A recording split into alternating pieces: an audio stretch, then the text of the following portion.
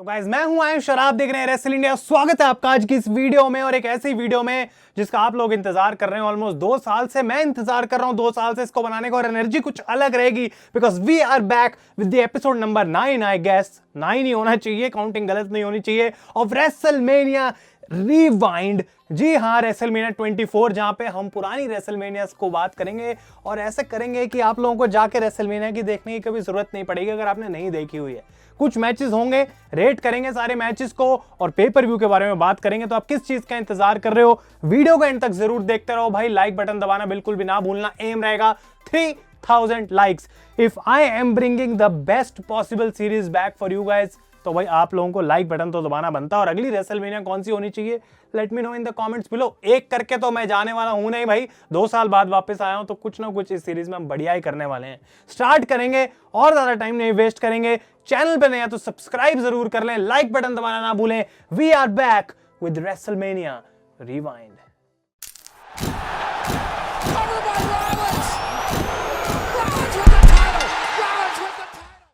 तो बात कर रहा हूं मैं March 30th 2008 WrestleMania 34 live from Orlando Florida, जो हुई थी फ्रॉम द फ्लोरिडा सिट्रस बोल। 74,635 इसकी अटेंडेंस थी और टैग लाइन थी बिगेस्ट रेसलमेनिया अंडर द सन। ऐसा क्यों बोला जा रहा था, बिकॉज पहली रेसलमेनिया थी फ्लोरिडा में और सेकंड रेसलमेनिया थी आउटडोर एक स्टेडियम में आफ्टर रेसलमेनिया 9, जो कि 1993 में हुई थी इन लास वेगस। अब इसके सेट की हम बात करेंगे भाई, मजा आ रहा है मुझे ना, पुरानी यादें ताजा हो रही हैं।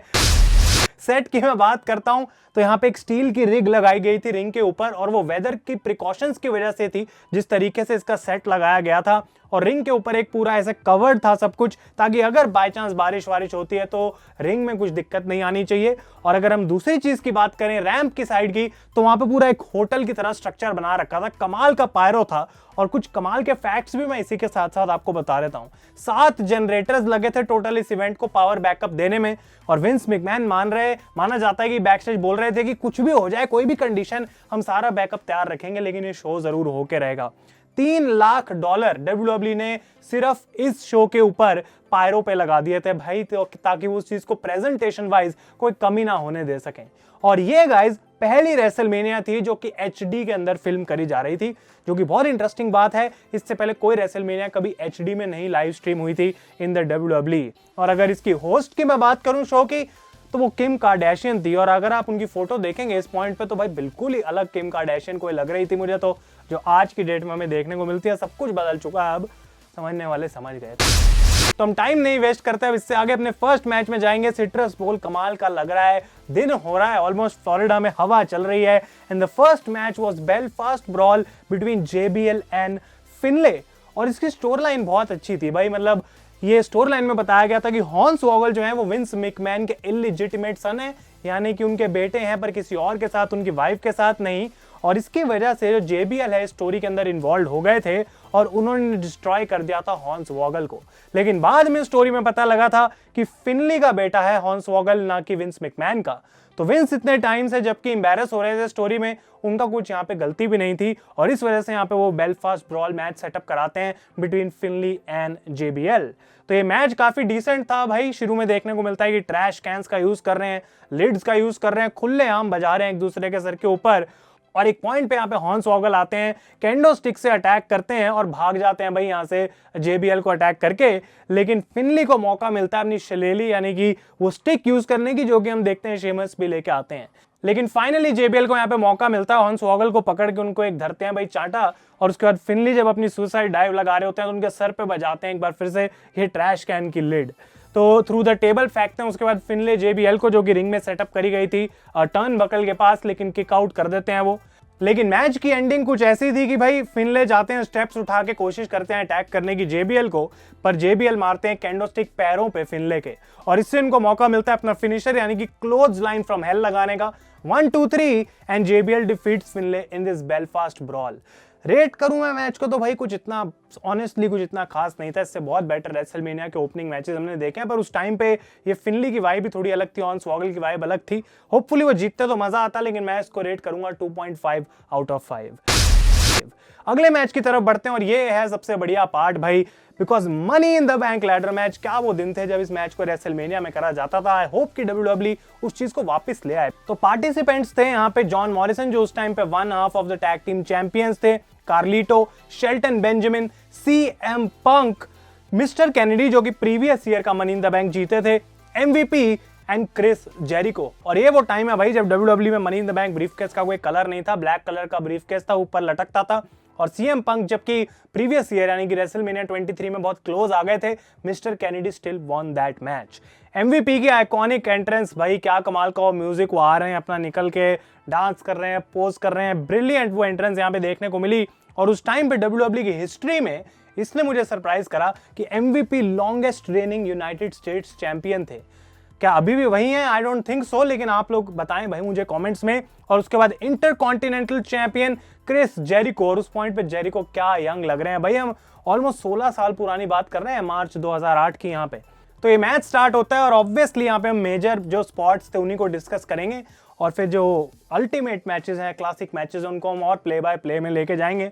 तो जॉन मॉरिसन यहाँ पे एक मून सॉल्ट लगाते हैं आउटसाइड द रिंग, अपने हाथ में एक छोटी सी लैडर पकड़ के, ये कमाल की चीज थी। और इसके बाद ये सेम लैडर यूज करते हैं वापस आने के लिए रिंग में और लैडर पे चढ़ जाते हैं जो कि मिस्टर कैनेडी ऑलरेडी जिस पे थे। तो एक लैडर का यूज करा दूसरी लैडर पे चढ़ने के लिए और सनसेट फ्लिप लगाते हैं यहाँ पे शेल्टन बेंजामिन और मिस्टर कैनेडी, और साथ के साथ मिस्टर कैनेडी सुप्लेक्स लेके कूद जाते हैं भाई वहां पे जॉन मॉरिसन को। तो इन तीनों के बीच में कॉम्बिनेशन बहुत बढ़िया देखने को मिला। लेकिन जब शेल्टन को गिराने की कोशिश करी जाती है लैडर से, वो रोप्स पे चलने की कोशिश करते हैं, काफी स्मूथ वो सब कुछ कर रहे थे, बट एट द एंड भाई वो भी गिर गए यहाँ पे लैडर्स में। तो मिस्टर कैनेडी, कार्लिटो शेल्टन को थ्रू अ लैडर फेंकते हैं भाई, और एक बार फिर से शेल्टन बेंजामिन बिकॉज इतने फास्ट हैं, फटाफट बार बार लैडर चढ़ रहे थे, ये रिंग के बाहर जो एप्रन और बैरिकेड के बीच में लैडर लगाई हुई थी उसके थ्रू जाते हैं सीधा शेल्टन बेंजामिन। और इस पॉइंट पे ओवरकास्ट वेदर हो रहा था और ये बहुत रेयर मैंने देखा है कि दिन का टाइम है, ओवरकास्ट वेदर है और रेसलमेनिया चल रही है, और बिल्कुल यहाँ पे थोड़ी बहुत बारिश भी हो रही थी। लेकिन जैसा कि मैं बता रहा हूं, ऊपर जो रूफ सेटअप किया गया था उससे काफी यहाँ पे फायदा हो गया। क्रिस जेरिको लगाते हैं लायन टेमर यानी कि walls of Jericho John Morrison के ऊपर इन्वर्ट करके। आई डोंट नो इसका क्या फायदा था लैडर के ऊपर एक लायन टेमर लगाने का, maybe Chris Jericho damage करना चाहते थे, लेकिन Carlito on the top of the ladder कूदते हैं और सीधा बैक स्टैबर लगाते हैं क्रिस जेरिको को फ्रॉम द टॉप। ये बहुत ही बढ़िया था। तो एक ऐसी स्टेज आ जाती है मैच में कि MVP अकेले हैं भाई, सब इधर उधर गिरे हुए हैं और MVP जीतने वाले हैं मनी इन द बैंक को, लेकिन out of nowhere Matt Hardy आ जाते हैं यहाँ पे, वो चढ़ते हैं लैडर पे और MVP को एक ट्विस्ट ऑफ फेट लगाते हैं from top of the ladder. Crowd एकदम पागल हो जाता है और ये स्टोरी लाइन का पार्ट था क्योंकि 5 महीने पहले MVP ने मैट हार्डी को इंजर्ड किया था और मैट हार्डी ने यहाँ पे क्लियरली आके MVP को उनका money in the bank cost कर दिया। तो जॉन मॉरिसन आए, उन्होंने यहाँ पे कोशिश करी लैडर चढ़ने की, उनको फेंक दिया गया, वो सीधा जाके गिर जाते हैं रोप्स पे। तो बचते हैं एंड में यहाँ पे CM पंक और क्रिस जेरिको, जिनका कुछ चांस लग रहा था। कोड ब्रेकर लगाते हैं पहले जेरिको पंक को और ऊपर चढ़ते हैं, लेकिन लैडर पे CM पंक वापस चले जाते हैं। ब्रीफकेस इधर उधर हिल रहा है, 2 लैडर लगी हुई हैं और ये बैक एंड फोर्थ कर रहे हैं, मुक्के मार रहे हैं, लेकिन फाइनली CM पंक मारते हैं जेरिको को और वो उल्टा गिर जाते हैं, अटक जाते हैं लैडर में, जो कि अलाउ करता है CM पंक को to win this money in the bank. और मजा आया ये चीज देख के, बिकॉज उस टाइम पे तो ऐसा नहीं था भाई कि CM पंक एक ultimate top of the line star बन चुका है, उनका स्टार्टिंग टाइम ही था, इतना कुछ बहुत बड़ा उन्होंने तब किया नहीं था, लेकिन ये इसकी जरूरत जरूर थी। आई थिंक ये सही स्टेप था उस टाइम पे WWE के लिए। और अगर मैं बात करूं इस मैच की रेटिंग की, ओवरऑल एंटरटेनिंग जरूर था। 3.5 आउट ऑफ 5 मैं इसको रेट करना चाहता हूं। 14 साल पुरानी बातें कर रहे हैं हम, 2024 का लैडर मैच एक्सपेक्ट नहीं कर सकते। अगर उस साल के हॉल ऑफ फेम क्लास की मैं बात करूं, इसलिए मैं मेंशन कर रहा हूं बिकॉज काफी बड़े बड़े नाम थे। रॉक के डैड रॉकी जॉनसन को इंडक्ट करा गया था, खुद रॉक ने वो किया था। रॉक के ग्रैंडफादर हाई चीफ पीटर माइविया, जिनको आजकल स्टोरी लाइन में मेंशन भी करा जा रहा है, रॉक की मॉम ने उन्हें इंडक्ट किया। और रिक फ्लेयर, जो कि इस टाइम पे आए नहीं थे अपीयरेंस देने हॉल ऑफ फेम क्लास की बिकॉज उनका मैच था रेसलमेनिया में, उन्हें भी उस साल इंडक्ट करा गया था in the hall of fame. अगला मैच जिसके बारे में बात करूंगा तो आप सोचेंगे भाई ये तो गजब होगा ना, क्या बढ़िया मैच था। बटिस्टा वर्सेस उमागा, और विलियम रीगल एक तरफ मंडे नाइट रॉ के जनरल मैनेजर और स्मैकडाउन के असिस्टेंट जनरल मैनेजर थे टेडी लॉन्ग। और ये मैच सिर्फ करा जा रहा था ब्रांड सुप्रीमेसी के लिए कि स्मैकडाउन बड़ी है या फिर रॉ बड़ी है, तो ये पिक करा गया था सुपरस्टार, कोई ऐसा स्टोरी इसके पीछे नहीं थी। Samoan bulldozer Umaga 1 of 1 I think rest in peace his soul. और उनके पास था वो अपना आइकॉनिक समोअन स्पाइक जो कि आजकल की डेट में लेके आए सोलो सिकोआ। और यहाँ पे इस टाइम पे जो है वो सूरज ढल चुका है, लाइट्स ऑन हो चुकी हैं और कमाल का लग रहा है भाई ये सेट रेसलमेनिया 24 का। अगर मैं बात करूं, उमागा यहाँ पे क्राउड फेवरेट थे और जब भी वो बटिस्टा को मार रहे थे भाई तो क्राउड चीयर कर रहा था, बटिस्टा को बू हो रही थी। लेकिन पूरे मैच में बटिस्टा को यहाँ पे डोमिनेट किया और इतने में मोमेंट्स कुछ बता नहीं सकता बिकॉज कुछ मोमेंट्स थे ही नहीं। एट दी एंड बटिस्टा ने अपना कमबैक किया, स्पाइन बस्टर लगाया, एक बटिस्टा बॉम्ब लगाया और पिन कर दिया उमागा को। तो जो हाइप बनाई जा रही थी, जो सुना जा रहा था उस टाइम पे कि ये ब्रांड सुप्रीमेसी, ये वो दो बड़े सुपरस्टार, उस हिसाब से मैच उस चीज में कन्वर्ट नहीं हो पाया और इसी वजह से मैं इसकी रेटिंग रखूंगा 2 out of 5। I don't think यहाँ पे कुछ इंटरेस्टिंग था, लेकिन Batista won and SmackDown won the brand supremacy. अगले मैच की बात करते हैं, केन वर्सेस चावो गुएरो जो कि था ECW चैंपियनशिप के लिए। तो यहाँ पे ECW के भी जनरल मैनेजर बाहर आते हैं और ये मुझे बहुत पुराने टाइम में फिर से लेके जाती है चीज की सारे अलग अलग ब्रांड हैं। इनफैक्ट अनाउंसर्स टेबल भी तीनों ब्रांड की अलग अलग लगी हुई है रिंग साइड पे। उसके बाद रेफरी के कपड़े अलग हैं, प्रॉपर ब्रांड स्प्लिट जिसे कहते हैं उस टाइम पे चल रहा था इन 2008। लेकिन केन यहाँ प्री शो में रेसलमेनिया में एक बैटल रॉयल जीते थे और मार्क हेनरी को लास्ट में उन्होंने एलिमिनेट करा था ताकि उनको मौका मिल सके to fight Chavo for the ECW championship. और ये पहली बार ऐसा हो रहा था कि रेसलमेनिया में ECW टाइटल डिफेंड हो रहा था। अब अगर आज की डेट में हमें बोलते तो मे बी इस टाइटल को और थोड़ी वैल्यू दी जाती, लेकिन सिर्फ 11 सेकंड मिले भाई इसको, बिकॉज मैच शुरू होता है केन की एंट्रेंस और केन रैंप से नहीं पीछे से आ जाते हैं, चावो गुएरो को चोक स्लैम मारते हैं और उसके बाद Kane becomes the new ECW champion. Best part about it was the slow chemical theme Kane का भाई। भाई कौन उसको भूल सकता है, इतना अल्टीमेट थीम सॉन्ग है, आजकल की डेट में भी सुनते हैं मजा आ जाता है बिल्कुल। रेटिंग की मैं बात करूं, I don't know 2 out of 5, 1.5 out of 5 कुछ था ही नहीं भाई, 11 सेकंड का मैच था, क्या ही हम इसको बोलें। लेकिन जो अगला मैच था यहां से पिक करना स्टार्ट किया हमारी रेसलमेनिया ने, the ultimate career threatening match, Ric Flair versus the heartbreak kid Shawn Michaels. और 60 साल के उस टाइम पे रिक फ्लेयर हो चुके थे और इसकी हम स्टोरी लाइन की भी बात करने वाले हैं। इंटरेस्टिंग थी बहुत, क्योंकि शॉन माइकल्स ने मंडे नाइट रॉ पे अनाउंस किया था कि इस साल हॉल ऑफ फेम में जाने वाले हैं रिक फ्लेयर, उनको इंडक्ट किया जाएगा। लेकिन उस टाइम पे शॉन माइकल्स कहते हैं चाहे कोई भी कुछ बोले, Ric Flair is one of my best friends और he is the greatest wrestler of all time. यहाँ पे 16 टाइम चैंपियन थे उस टाइम रिक फ्लेयर और विंस मैकमैन आके रिक को बोलते हैं कि जब तक तुम जीत रहे हो इस कंपनी में तब तक तो ठीक है, लेकिन जिस दिन तुम अपना अगला मैच हार गए तुम्हारा करियर हो जाएगा खत्म। तो विंस मैकमैन ने मजबूर कर दिया था यहाँ पे रिक फ्लेयर को बेसिकली एक अपोनेंट चुनने के लिए। और रिक फ्लेयर कहते हैं कि रेसलमेनिया में तो मैं मैच लड़ूंगा, तो अगर किसी के अगेंस्ट मैं रेसलमेनिया में हार के अपना करियर खत्म करना चाहूंगा, it will be the best HBK, जिनको बोला जाता है मिस्टर रेसलमेनिया। और काफी मनाने की कोशिश करी शॉन माइकल्स को इस ऑफर के लिए रिक फ्लेयर ने, लेकिन शॉन काफी देर तक मना करते रहे, मान गए उसके बाद फाइनली कि मुझे अपने फ्रेंड के लिए करना पड़ेगा। और रिक फ्लेयर यहाँ पे नहीं चाहते थे कि शॉन माइकल्स कुछ दोस्ती की वजह से उनको इजीली ले, वो चाहते थे I want the 100% ready heartbreak kid mister WrestleMania. और शॉन माइकल्स बिल्कुल गो होम शो में आई थिंक प्रोमो कट करते हैं रिक फ्लेयर को, जहां पे रिक फ्लेयर और गुस्सा दिलाने की कोशिश करते हैं शॉन माइकल्स को, ये बंदा मेरे को लाइटली बिल्कुल ना ले। और शॉन माइकल्स फाइनली गुस्सा करते हैं रिक फ्लेयर पे अपना आपा खो के और कहते हैं कि देखो भाई, तुम बूढ़े बंदों को एक टाइम के बाद जब ऐसा लगता है कि तुम्हें खत्म हो जाना चाहिए और तुम मर नहीं रहे होते, तो उनको चुपचाप पीछे लेके जाते हैं और गोली मार के उड़ा देते हैं। ऐसे ही मैं तुम्हें चुपचाप रेसलमेनिया में गोली मारूंगा और तुम्हारा करियर खत्म कर दूंगा। तो शॉन माइकल्स काफी कह रहे थे कि जो तुम मिजरी में हो ना, अपनी जो तुम्हारी प्रॉब्लम्स चल रही हैं आखिरी के बूढ़े करियर में तुम्हारे, उनको मैं खत्म कर दूंगा तुम्हें हरा के एट रेसलमेनिया। और आई डोंट केयर कि रिक फ्लेयर ने इसके बाद क्या मैच लड़ा क्या मैच नहीं लड़ा, लेकिन मेरे ओपिनियन में this was his last match guys. I think this was his true retirement. उसके बाद कभी उनको नहीं लड़ना चाहिए था। आई डोंट नो उन्होंने क्या करा। कमाल का पायरो, रिक फ्लेयर की एंट्रेंस देख के यहाँ पे भाई मुझे पूरी याद आ गई शार्लेट फ्लेयर की एंट्रेंस की, और वो वैसे ही घूम रहे हैं अपने उस गाउन में जो सजा हुआ है, हीरे लगे हुए हैं उसके अंदर, और ऊपर से पायरो पे WWE ने क्या पैसा खर्चा। शार्लेट इनफैक्ट रिंग साइड पे बैठी थी यहाँ पे, और कितनी यंग थी उस टाइम पे वो, अगर आप देख सकते हैं इन फोटोज में, और खुशी दिख रही थी इस मैच से पहले। शॉन माइकल्स की भी एंट्रेंस बहुत ही बढ़िया है भाई, वो म्यूजिक इतना सही है कि इन दोनों के चेहरे पे खुशी दिख रही थी मैच शुरू करने से पहले कि इसके लिए कितनी बड़ी मोमेंट आज हमारे लिए होने वाली है। और टेक्निकल स्टार्ट हम एक्सपेक्ट कर सकते थे भाई, रिक फ्लेयर यहाँ पे लड़ रहे हैं शॉन माइकल से, कोई बहुत फास्ट स्टार्ट तो होगा नहीं। कुछ आइकॉनिक टॉकिंग चल रही थी इन दोनों के बीच में, क्योंकि रिक फ्लेयर दोबारा गुस्सा दिलाना चाह रहे थे शॉन माइकल्स को। वो 2 ओवर थप्पड़ मारते हैं इधर उधर, थोड़ा सा पुश करते हैं शॉन को, उल्टा सीधा बोलते हैं, और शॉन माइकल्स एक्चुअली में भाई बहुत ही तेज थप्पड़ मार देते हैं रिक फ्लेयर को। उसमें कुछ फेक नहीं था, कुछ स्क्रिप्टेड नहीं था, एक्चुअली चांटा मारा उन्होंने और रिक फ्लेयर के मुंह से खून आना स्टार्ट हो जाता है। तो शॉन माइकल्स चीख रहे होते हैं कि तुम्हें जो चाहिए था वो तुम्हें मैं दे रहा हूं, अब तुम कुछ कह नहीं सकते। तो रिक फ्लेयर कहते हैं भाई तो क्या हो गया, this is just first blood. तो इन के बीच में जो चीजें चल रही थी ना यहाँ पे, वो अपने आप में आइकॉनिक है। अगर आप क्लियरली मैच को आराम से बैठ के देखेंगे, रिक फ्लेयर और शॉन माइकल्स के बीच में चॉप फेस्ट हुई, जहां पे एक तरफ हो रही है वू और दूसरी तरफ हो रही है बू फॉर शॉन माइकल्स। और रिक फ्लेयर यहाँ पे एक स्लॉपी सी क्रॉस बॉडी लगाते हैं शॉन के ऊपर, ऑब्वियसली 60 इयर्स ओल्ड, तो ज्यादा मैं जज नहीं करूंगा कि रिक फ्लेयर कैसा मैच यहाँ पे लड़ रहे थे। लेकिन शॉन माइकल्स यहाँ पे आउटसाइड द रिंग मूनसॉल्ट की कोशिश करते हैं, जो कि मिस हो जाती है कंप्लीटली, और वो रॉ अनाउंसर डेस्क के थ्रू गिर जाते हैं।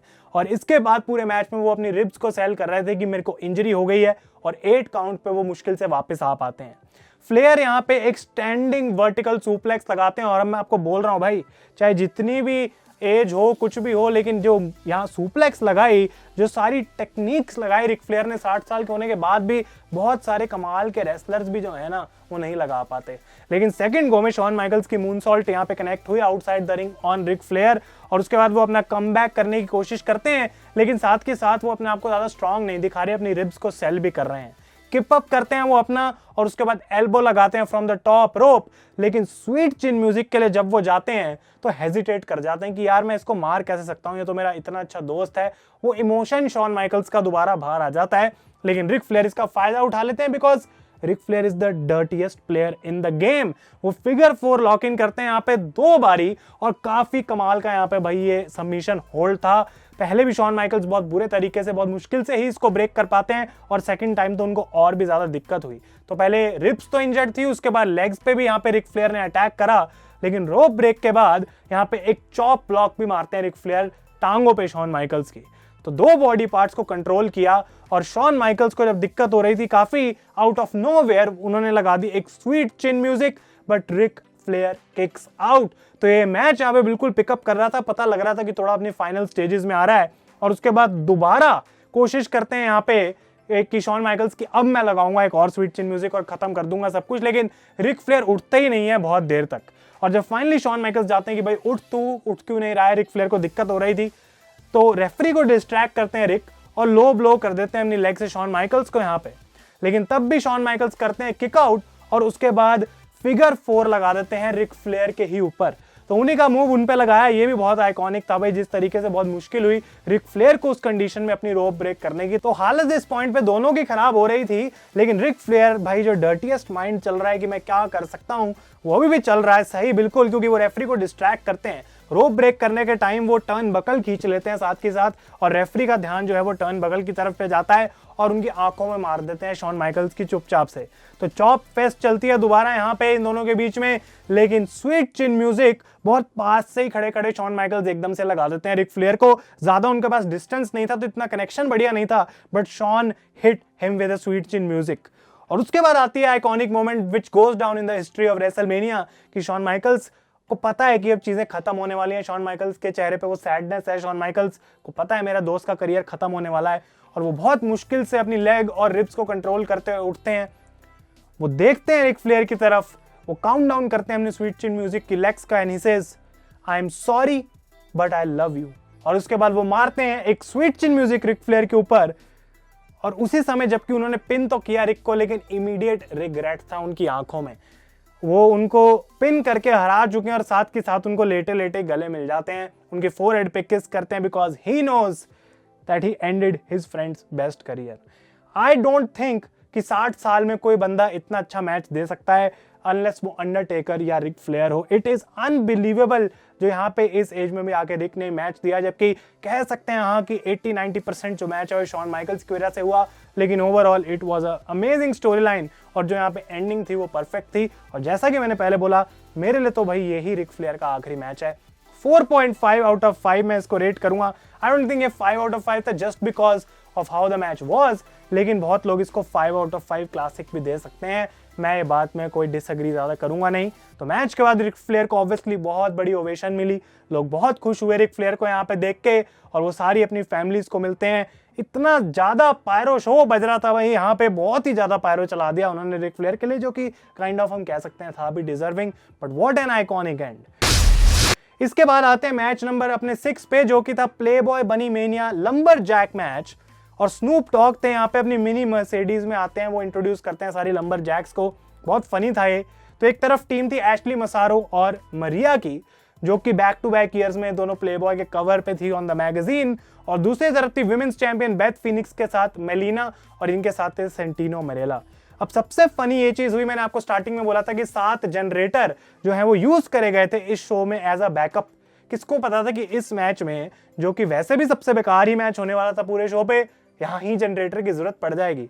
और मुझे ये चीज याद नहीं थी, ऑनेस्टली बताऊं तो मैं हंस के पागल हो गया, बिकॉज ये मैच चल रहा है और पूरे स्टेडियम की लाइट ही बंद हो गई, पूरा अंधेरा हो गया स्टेडियम के अंदर, पावर चली गई, और ये बड़ी बड़ी फ्लैशेस जो फ्लड लाइट्स की तरह हैं उनको ऑन कर दिया जाता है ताकि एटलीस्ट कुछ दिखे तो सही, लेकिन मैच में कुछ दिख ही नहीं रहा होता।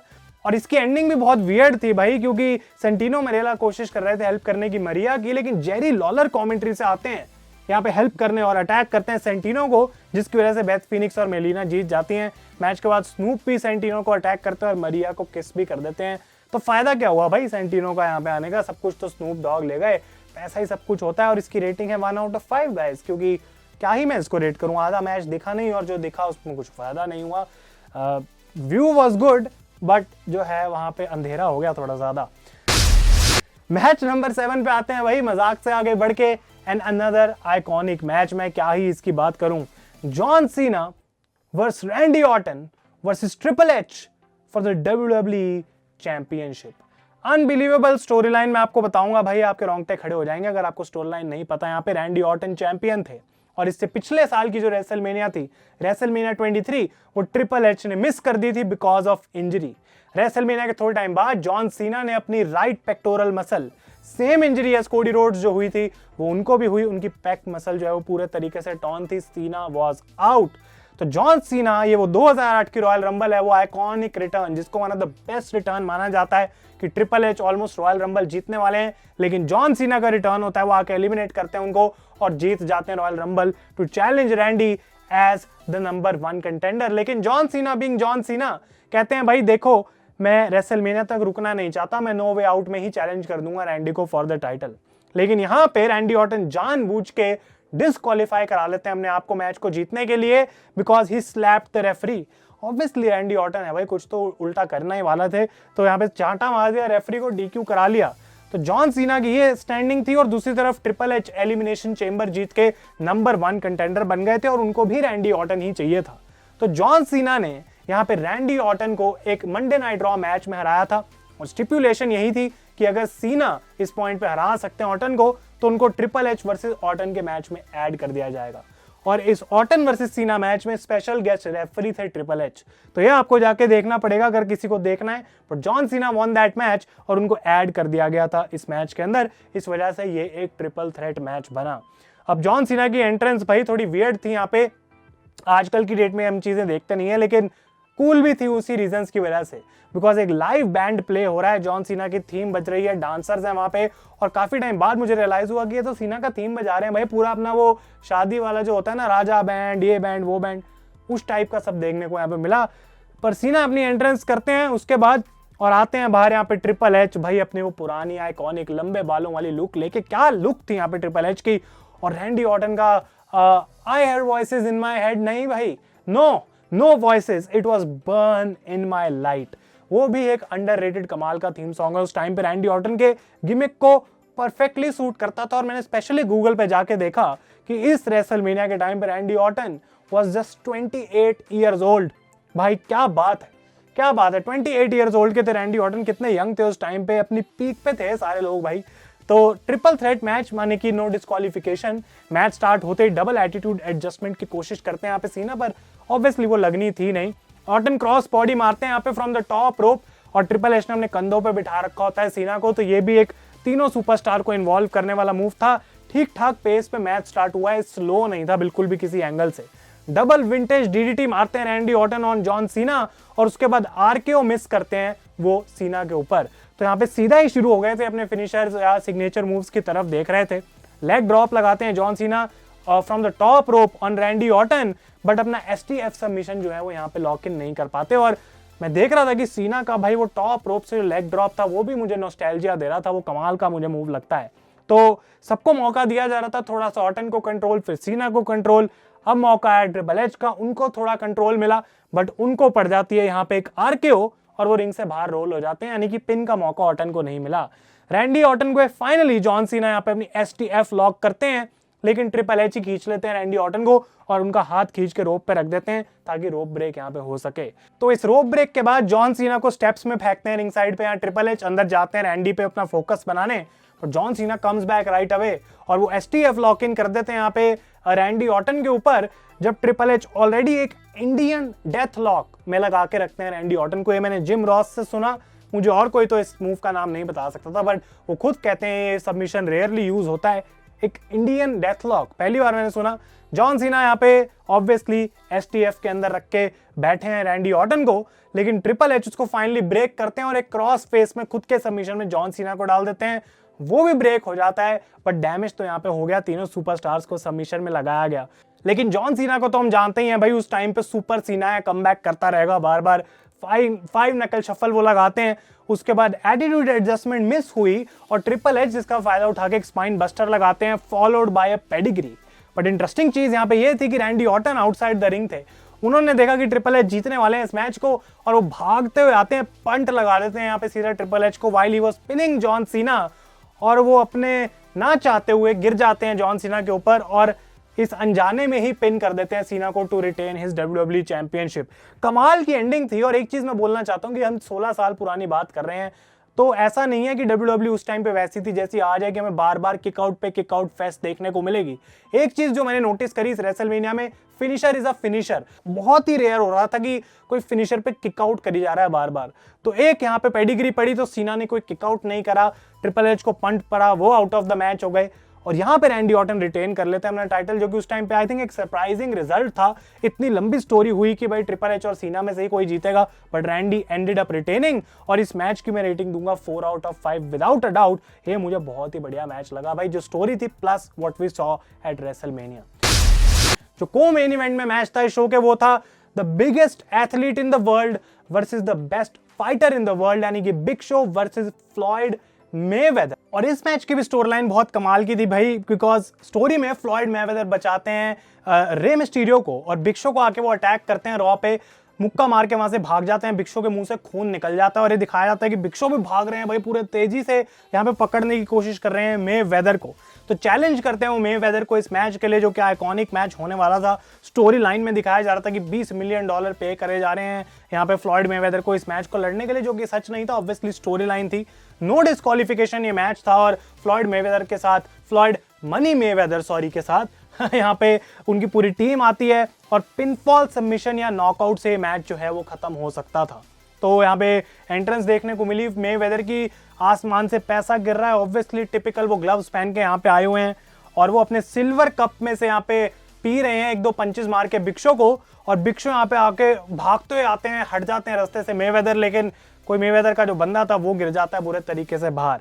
तो यहाँ पे बिग शो कोशिश कर रहे थे कि अगर मैं हाथ ही डिस्ट्रॉय कर दूं फ्लॉयड का तो वो कर ही कुछ नहीं सकता, तो वो एक स्टॉम्प लगाने की कोशिश करते हैं, बट ही मिसेस। और काफी चेज करने के बाद यहाँ पे फाइनली जब पकड़ते हैं वो फ्लॉयड मेवेदर को, उनको मारते हैं चॉप, उनको मारते हैं यहाँ पे एक साइड स्लैम और उसके बाद वो लेग ड्रॉप के लिए जाते हैं, बट फ्लॉयड मेवेदर को पुल कर लेती है उनकी टीम एक बार फिर से बाहर और उनको वो कहते हैं कि भाई हमारा हो गया, हम नहीं लड़ सकते बिग शो से और यहाँ पे इससे ज्यादा, हम तो जा रहे हैं। पर Big Show gets out of the ring, वो चेज करते हैं ऑब्वियसली यहाँ पे और वो वापस लेके आते हैं खींच के मेवेदर को, सारे गार्ड्स को मार पीट के, और उसके बाद चोक स्लैम के लिए जाते हैं वो, लेकिन एक गार्ड आता है और वो चेयर शॉट मारता है यहाँ पे बिग शो को। भाई उसकी अपनी यहाँ पे सेटिंग थी, बट उसको वहां पे पड़ता है एक बार फिर से चोक स्लैम और फाइनली यहाँ पे चेयर का यूज करते हैं मेवेदर, उनको डिस्ट्रैक्शन मिल जाती है बढ़िया सी, लो ब्लो लगाते हैं बिग शो को, वो निकालते हैं यहाँ पे अपना ब्रास नकल्स अपने गार्ड की चेन में जो फंसा रखा था और पिन कर देते हैं बिग शो को एक नॉकआउट से। रेफरी काउंट करता है यहाँ पे 10 तक, पिन तो नहीं था सॉरी, लेकिन वो जीत जाते हैं एक नॉकआउट से। यहाँ पे 10 तक क्यों काउंट हुआ अगर नॉकआउट था, ये मुझसे कोई नहीं पूछेगा। रेटिंग की मैं बात करूं 2.5 ही वही मैं दे सकता हूं इसको 5 में से, बिकॉज आई डोंट थिंक कि इससे ऊपर ये मैच था। लेकिन स्टोरी लाइन इंटरेस्टिंग थी, इसका हमने कुछ ऐसा कभी देखा नहीं था उस टाइम पे WWE में, तो एक विजुअल के लिए this was pretty interesting. Kim Kardashian ring में आती है, अनाउंस करती हैं द अटेंडेंस व्हिच वाज 74,635। लेकिन मेन इवेंट पे आ जाते हैं इस रेसलमेनिया की, which was the Undertaker versus the rated R superstar Edge for the world heavyweight title. Unbelievable इसकी स्टोरी लाइन में आपको बता देता हूं भाई फटाफट, because this was so good. Edge money in the bank cash in करके अंडरटेकर पे बने थे द वर्ल्ड हैवीवेट चैंपियन, और उस टाइम पे स्टोरी लाइन में as general manager of SmackDown Vickie Guerrero के बॉयफ्रेंड भी थे, तो उनके पास बहुत सारी पावर थी। And this is the iconic quoted Edge, जिसको हम याद करते हैं कि क्या वो बंदा था, वो हील एज। भाई अनबिलीवेबल, क्या लुक है, क्या टाइटल लग रहा है, क्या उसके पावर है जिसको वो मिस यूज करता है, वो कॉकी हील जो होना चाहिए perfect, that was the rated R superstar Edge. और वो कहते हैं कि अगर अंडरटेकर रेसलमेनिया में 15-0 है और अनडिफीटेड है, guess what, I am also undefeated at WrestleMania, और मैं ही वो बंदा होऊंगा जो कि एक्चुअली में अंडरटेकर को हरा के 15-1 तक जाएगा। तो एज जीते कैश इन करके टाइटल, उसके बाद उनको एक्चुअल इंजरी हो गई थी जिसकी वजह से उनको अपना टाइटल जो है वो वेकेट करना पड़ा। उसके बाद द ग्रेट खली चैंपियन बने, फिर बटिस्टा चैंपियन बने। लेकिन एज वापस आते हैं इस शो में सर्वाइवर सीरीज 2007 में, जहां अंडरटेकर और बटिस्टा का मैच हो रहा था हेल इन अ सेल में। एज कैमरामैन बन के आ जाते हैं, किसी को पता ही नहीं लगता, और वो डिस्गाइज करते हैं, कॉस्ट कर देते हैं अंडरटेकर को this match, and Batista wins the championship. तो यहाँ पे उसके बाद टूम्बस्टोन भी मारते हैं अंडरटेकर विकी गरेरो को। स्टोरी लाइन में अल्टीमेट स्टोरी चल रही थी, लॉन्ग टर्म स्टोरी चल रही थी, और उसके बाद एक ट्रिपल थ्रेट मैच होता है इन तीनों के बीच में एट आर्मगेडन, जहां एज हरा देते हैं अंडरटेकर और बटिस्टा को, और वो जीत जाते हैं वापस अपना वर्ल्ड चैंपियनशिप, जो कि एक्चुअली में वो कभी यहाँ पे हारे ही नहीं थे। तो भाई बटिस्टा तो आउट ऑफ पिक्चर हो गए थे इस पॉइंट पे, लेकिन अंडरटेकर एज की long term story line continue हो रही थी, और इस वजह से Edge was challenging the Undertaker at WrestleMania. Undertaker की एंट्रेंस की मैं बात करूं भाई 10 में से 10। ये जो होटल वाला व्यू था, इस पे क्या आग चल रही है, क्या विजुअल देखने को मिल रहा है, और फर्स्ट एवर रेसलमेनिया एचडी में थी। उसके हिसाब से अगर मैं बोलूं तो WWE कुछ नेक्स्ट लेवल यहाँ पे एंट्रेंस देके चली गई अंडरटेकर को। गूज बम्प्स आ गए यहाँ पे मुझे। और एज आते हैं अपनी एंट्रेंस के लिए, उनके भी कमाल की एंट्रेंस, और टेडी लॉन्ग व्हील चेयर पे विकी गरेरो को लेके आते हैं, एज एक किस करते हैं और वो वापस चले जाते हैं। और टेडी के चेहरे पे भाई लुक देखने वाली तो थी कि मैं क्यों कहाँ फंसा हूं, ये कि मैं विकी को लेके आ रहा हूँ सिर्फ इसलिए ताकि एज उसको किस कर सके, मेरा यहाँ पे क्या ही काम है, जबकि मैं असिस्टेंट जनरल मैनेजर हूँ। कुछ थे नहीं, वो पपेट थे सिर्फ एक स्मैकडाउन पे। तो ये मैच भाई ऑब्वियसली क्लासिक एंट्रेंस एज की, pyro he is looking great, और कंट्रोल था उनके पास मैच में। स्लो स्टार्ट हुआ यहाँ पे, और सबसे एक आइडिया यहाँ पे मैच का ये था कि कुछ भी अंडरटेकर ले आए। Undertaker is a great student of the game, लेकिन एज भी वही करके आया है। एज भी हर चीज रिवर्स कर सकता है जो अंडरटेकर आज उसको देने वाला है।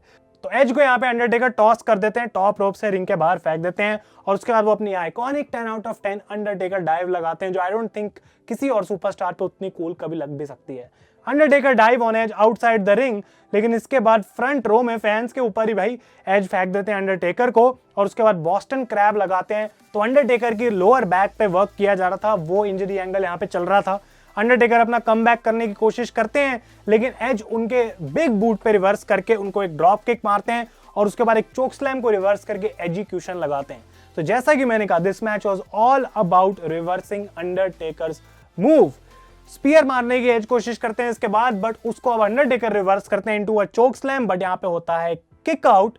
और अंडरटेकर जब इसके बाद अपने ओल्ड स्कूल के लिए जाते हैं टू वॉक द रोप्स, उसको भी एज काउंटर कर लेते हैं और अंडरटेकर को रोप्स के ऊपर फेंक देते हैं। फिर इसके बाद एक बड़ी सुप्लेक्स उन्होंने टेकर पे लगाई फ्रॉम द टॉप रोप, और बेचारा भाई अंडरटेकर कुछ भी कर रहे हैं यहाँ पे, उनके मूव्स ही नहीं लगने में आ रहे, बिकॉज एक लास्ट राइड को भी वो काउंटर कर लेते हैं इन अ नेक ब्रेकर। पर भाई अंडरटेकर तो अंडरटेकर है, और ऊपर से रेसलमेनिया भी है, तो second time lucky Undertaker got his last ride.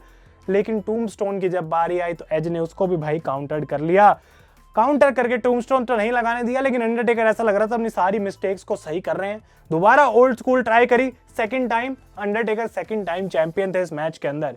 Big boot भी वो लगाते हैं, लेकिन एज को नहीं, गलती से रेफरी को पड़ जाता है बिग बूट।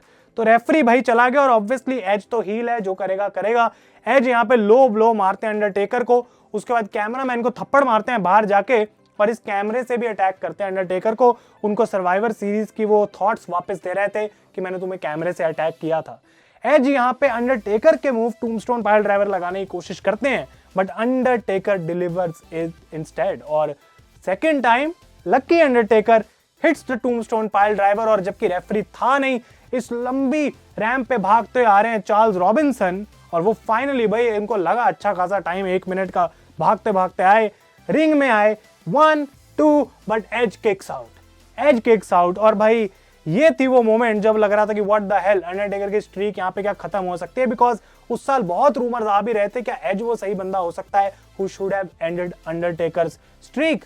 इसके बाद यहाँ पे आते हैं हॉकिंस और Ryder, Curt Hawkins, Zack Ryder, जो कि एज के उस समय हम कह सकते हैं भाई चड्डी बड्डी थे, लेफ्ट एंड राइट थे, लेकिन उनको भी यहाँ पे डिस्ट्रॉय कर देते हैं अंडरटेकर। ज्यादा वो कुछ कर नहीं पाए। स्पीयर पड़ता है एज की तरफ से पीछे से, but Undertaker also kicks out. Second sphere के लिए जब जाते हैं वो, फाइनली अंडरटेकर काउंटर्स इट, कुछ तो काउंटर किया अच्छे से एज का भी move, but this was almost game over, because वो लॉक करते हैं अपनी हेल्स गेट। और कोशिश पूरी एज ने जबकि करी, he had to tap out, और ये 16-0 जैसे ही पिन हुआ कंफर्म हो गया in the likes of Undertaker, और वो बन गए the new WWE world heavyweight champion. अगर मैं इसको रैप अप करूं, अनबिलीवेबल मैच, बहुत ही कमाल की स्टोरी लाइन भी थी, और आई थिंक कि WWE ने काम किया था इस पे लॉन्ग टर्म बहुत ज्यादा। और अगर आप इस मैच को भी देखोगे तो जो फिनिशर्स थे ना भाई, उनको यहाँ पे बहुत रिस्पेक्ट दी गई कि टूम्बस्टोन पे एक ही बार किक आउट हुआ, वो भी रेसलमेनिया में जाके, नहीं तो होता नहीं। और इस मैच को मैं रेट करूंगा 5 out of 5, because this was a true classic for me. Main event level का मैच, स्ट्रीक थी यहाँ पे ऑन द लाइन, एज का इतना बढ़िया गिमिक और वर्ल्ड चैंपियनशिप और पूरी लॉन्ग टर्म स्टोरी टेलिंग, सब कुछ आके जब साथ में मिला, मे भी आप इस मैच को देखेंगे तो आप बोलेंगे इतना भी कुछ खास नहीं था, बट फिर से मैं रिमाइंड करना चाहता हूँ कि 16 साल पुराना पेपर व्यू हम यहाँ पे उसकी बात कर रहे हैं। तो मैं रैप अप करूंगा, और मजा आ गया। आई डोंट इवन नो कितनी लंबी वीडियो बनेगी, लेकिन overall thoughts, an amazing iconic WrestleMania. जो 3 बड़े मैचेस जिसकी हमने बात करी, वो बहुत ही अच्छे मैचेस थे और बहुत बड़ी स्टोरी लाइन्स उनके पीछे इस रेसलमेनिया को हमेशा आइकॉनिक बनाती हैं उन चीज़ों की वजह से। काफ़ी एंटरटेनमेंट थी, और 7.5 आउट ऑफ 10 की मैं रेटिंग दूंगा, बिकॉज अगर हम बिल्कुल बैलेंस्ड आउट रेटिंग देना चाहते हैं, कोई ऐसे उछल कूद वाली रेटिंग नहीं, तो कुछ चीज़ें बेकार भी थी अगर ऑनेस्टली मैं बोलूँ इस शो के अंदर। तो आप लोग अपने ओपिनियंस बताएं मुझे कमेंट्स में अबाउट रेसलमेनिया 24, और बताएं कि अगली रेसलमेनिया रिवाइंड कौन सी आनी चाहिए गाइस। तब तक के लिए thank you so much for watching. WrestleMania rewind is back. मैं हूं आयुष और आप देख रहे हैं रेसल इंडिया।